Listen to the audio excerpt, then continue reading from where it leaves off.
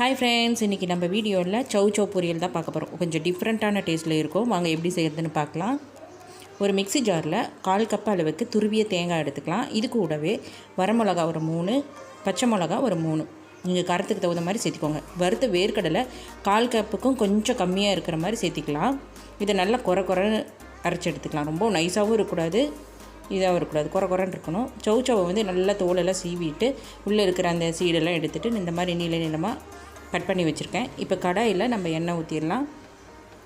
எண்ணெய் காஞ்சதும் ஜீரகம், கடுகு, கடலைப்பருப்பு எல்லாம் சேர்த்திக்கலாம். இதை நல்லா பொரிஞ்சு வரட்டும். இது கூடவே நம்ம வந்து மஞ்சத்தூள் சேர்த்திக்கலாம். இந்த எண்ணெயிலேயே சேர்த்திட்டு ஒரு தடவை நல்லா மிக்ஸ் பண்ணி விட்டுக்கலாம். இப்போ காயை போட்டலாம். நம்ம chow போட்டுட்டு ஒரு தடவை நல்லா மிக்ஸ் பண்ணி விடணும். இதுக்கு தண்ணியெல்லாம் எதுவும் தேவையில்லை. அப்படியே நம்ம இந்த எண்ணெயிலேயே ஒரு தடவை நல்லா மிக்ஸ் பண்ணி விட்டுக்கலாம். இப்போ மிக்ஸ் ஆனதும் ஒரு தடவை மூடி போட்டு நம்ம மூடிட்டு ஒரு 5 நிமிஷம் கழிச்சிட்டு பார்க்கலாம். இதுக்கு நடுவில் வந்துட்டு நம்ம இதுக்கு தேவையான அளவு உப்பை சேர்த்திக்கலாம். ஒரு தடவை நல்லா மிக்ஸ் பண்ணி விட்டுட்டு இதுக்கு தேவையான அளவு நம்ம உப்பு சேர்த்திக்கலாம். சேர்த்திட்டு ஒரு தடவை நல்லா மிக்ஸ் பண்ணி விட்டுட்டு ஒரு தடவை லிட்டு போட்டு ஒரு 2 நிமிஷம் மூடி எடுத்துக்கலாம். பாதி அளவு வேகணும் இது, அதுக்காக தான்.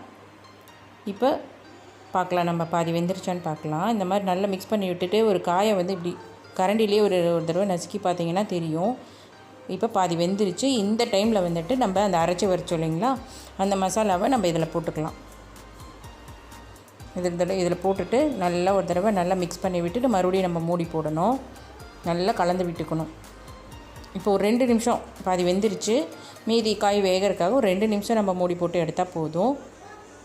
இப்போ பார்க்கலாம், காயெல்லாம் நல்லாவே வெந்திருக்கு. இது நீர் காயினால உங்களுக்கு தண்ணியெல்லாம் தேவையில்லை. இப்படியே நீங்கள் மூடி வச்சுட்டு இது பண்ணால் போதும், அதுலேயே நல்லா பாயில் ஆயிரும்.